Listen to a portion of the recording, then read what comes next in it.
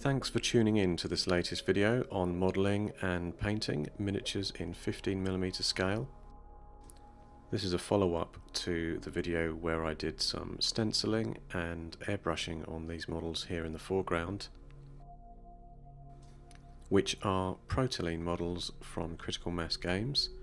The models there in the background are a combination of some Battletech Hellhound models in N scale and some GZG or Ground Zero Games tanks. I'm going to be adding decals to them, which are waterslide transfer type decals. This is one further step towards finishing these models, and I'll be using various tools. These are some Hasegawa scissors and a Hasegawa tri-tool, which is a little pair of tweezers essentially for decals. These modelling tools I imported from Osaka in Japan, just bought them on eBay.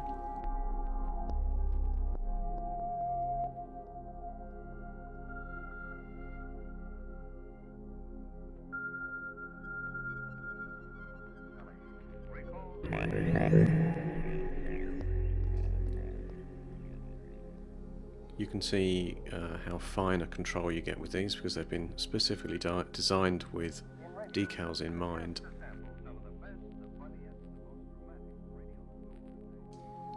In fact, I used to use just a nice sharp scalpel blade to cut my decals out of the paper, but I found these scissors do just as good a job, and they've got a very fine control because of those big Scooby-Doo handles on them.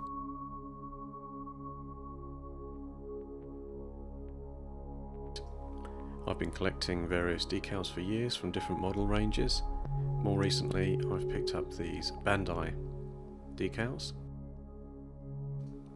They're made for the Gundam style model kits. However, they're the standard waterslide decals that you can get for any model ranges, so you can put them on any vehicles, tanks, anything you like. I'm adding these decals before I get to the weathering stage on these miniatures, because you want that same weathering to apply on top of the decals, otherwise they'll look bright and shiny on the model and will look slightly out of place. When adding decals, I use this Microsol solvent, I think it is, which thins down the decals when they're added onto the miniature. I'll show you when I add that later on. It has an excellent result of thinning down the decal so it's less raised on the figure and looks more like the decal is just painted paintwork on the miniature. So this is me using a pair of scissors just to trim down this decal. I tend to cut close to the little design. Cutting close to the design means you've got less of a raised surface of the decal. It does get fiddly adding it onto the model though. Those are some Fighting Piranha Graphics ones for my collection. These are also from Fighting Piranha Graphics and are some decal numbers. It's always worth adding a few numbers onto a science fiction model. It's worth noting at this stage that my decals are pretty much randomly placed onto the miniatures. Because these are sci-fi models, I'm not too fussed about keeping them canon to a specific faction. I just like adding lots of decals. I think it adds some nice detail and helps them when the weathering's added to look like a complete model.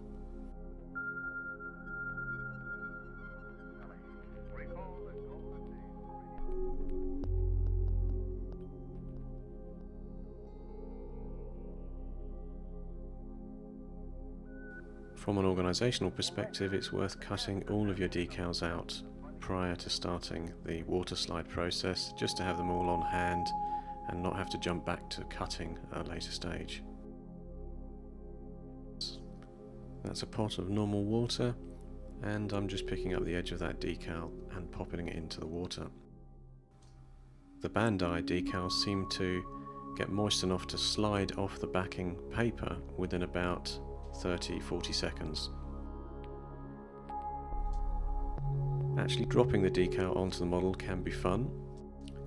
You need to be patient and use a variety of different techniques. I use a fine paintbrush to brush the decal off of the backing paper, or I might pick the decal directly from the water pot with a brush.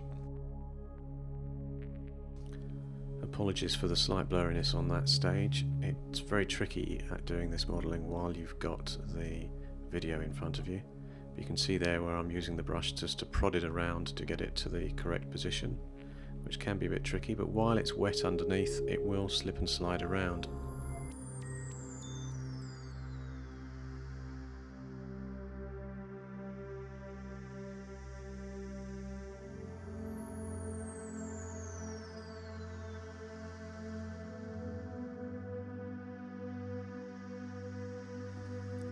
I normally let the decal dry slightly before I add Microsol, and I might add the Microsol 2 or 3 times, just a very small dab of it from a paintbrush, which will soften and flatten the decal, but I let it dry in between applications of the Microsol. So I now have a number decal which I'm going to add to the large model from Critical Mass Games in the UK.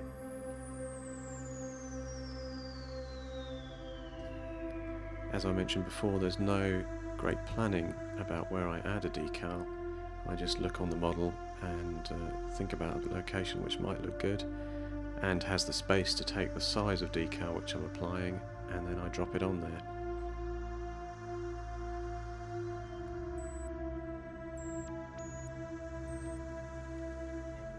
To be honest with you, with this added decal here, I'm being a bit fussy with the way I slowly slide it off the top of that piece of paper.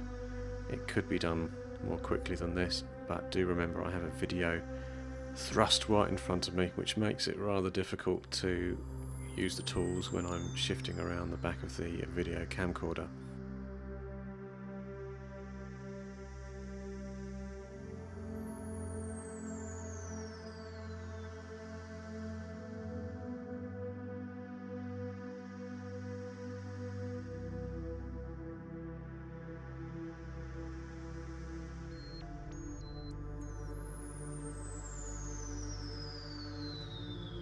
Sometimes I might move it around several times just to make sure it's right in to the best position it can be and that the angle is straight so that it's not at a slant to the rest of the miniature.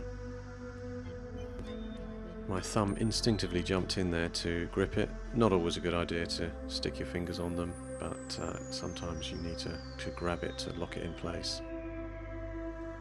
I'm lucky with this decal going on now because it's a nice large flat area that it fits in smoothly, and you could see there I was using the brush just to make sure there were no bubbles and to push it out. Before the Microsol is brushed on, you can see that it's slightly raised and you can see a shine off it as well. That shine will finally go when a matte or satin varnish is added to this model at the last stages.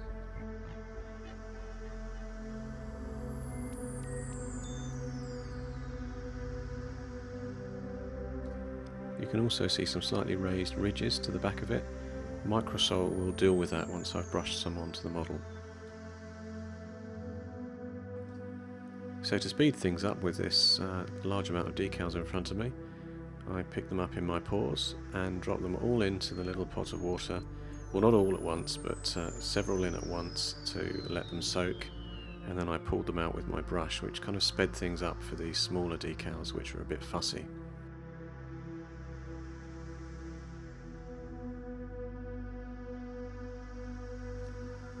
Here you can see me adding some Microsol to a decal. I just load up a brush and level out. What I did here, actually, I hadn't waited for this one to dry, so it slides around a bit when I add the Microsol. If you have waited properly for the decal to dry for about 5 minutes, you should then add the Microsol at that stage, and it won't slide around again like it did for me here. Microsol softens that decal, and it'll also help it get into the nooks and crannies or panel lines on there. Microsol dries very quickly, but it does soak in nicely to that decal and allow it to conform to the ridges and panel lines without it looking bumpy.